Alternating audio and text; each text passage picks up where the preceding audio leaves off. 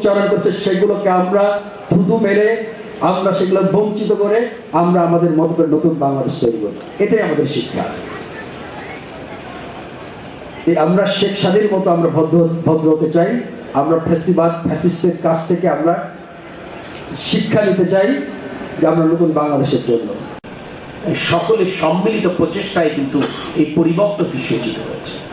এই পরিবর্তনকে যদি অর্থবহ করতে হয়, তাহলে জুলাই স্পিরিটের যে কথা আমরা বলছি, আসলে ঐক্যবদ্ধ হতে হবে, ঐক্যবদ্ধ থাকতে হবে। আজকে ঐক্যবদ্ধ মানে কিন্তু এমনটি নয় যে সকল বিষয়ে আমরা একমত হব, তাহলে তো নতুন করে 2025 এসে আবার বাকশাল কায়েম করতে হবে। বাংলাদেশের স্বার্থে, গণতন্ত্রের স্বার্থে, ফ্যাসিজম বিলোপের স্বার্থে ন্যূনতম যেসব জায়গায় আমরা একমত হতে পারি তার ভিত্তিতে জুলাই সনদ রচিত হতে পারে। আর যেসব জায়গায় আমাদের চিন্তার পার্থক্য আছে, যে রাজনৈতিক দল জনগণের ভোটে রাষ্ট্র পরিচালনার সুযোগ পাবে, তিনি জনগণের ম্যান্ডেট নিয়ে সিদ্ধান্তটি গ্রহণ করতে হবে। আপনি যদি ফ্যাসিজমের শেকড় উপড়ে ফেলতে চান, নতুন ফ্যাসিজমের ধ্বনি উচ্চারণ করে কিন্তু সেটি কখনো সম্ভব নয়। ফ্যাসিজমের শিকড় যদি আপনি উচ্ছেদ করতে চান, তাহলে সমাজের সকল স্তরে গণতন্ত্র প্রতিষ্ঠা করতে হবে। এটি হচ্ছে সবচাইতে যথার্থ উত্তর, এটি আমাদেরকে মনে রাখতে হবে। আরেকটি দুর্ভাগ্যের জায়গা কি জানেন? হাসিনা 16 বছরের সমাজকে নষ্ট করে দিয়েছিলেন। তিনি কাউকে সম্মান জানতে পারেননি, প্রতিনিয়ত মানুষকে ছোট করেছেন, উপহাস করেছেন, কটূক্তি করেছেন। আজ যখন ফ্যাসিবাদ উত্তর বাংলাদেশে আমরা দেখি বিভিন্ন রাজনৈতিক দলগুলো ঠিক এই ধরনের সংস্কৃতি ধারণ করে আছেন, তখন মনে হয় কি শিখলাম?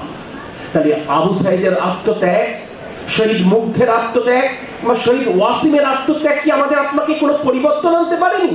সেই হাসিনার দেখানো শেখানো সেই সংস্কৃতি আজও ধারণ করছি। প্রতিটি মুহূর্তে ভিন্ন মতকে আমরা তুচ্ছ তাচ্ছিল্য উপহাস করছি। এটি গণতন্ত্রের ভাষা নয়, এটি বাংলাদেশের জনগণ প্রত্যাশা করে।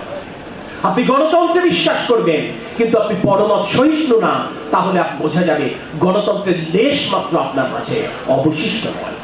আমি সেই কারণে বলবো, হাসিনা যা শিখিয়ে গেছেন, হাসিনা যা করে গেছেন, তার কোনটি ফ্যাসিবাদ উত্তর বাংলাদেশে করা যাবে না।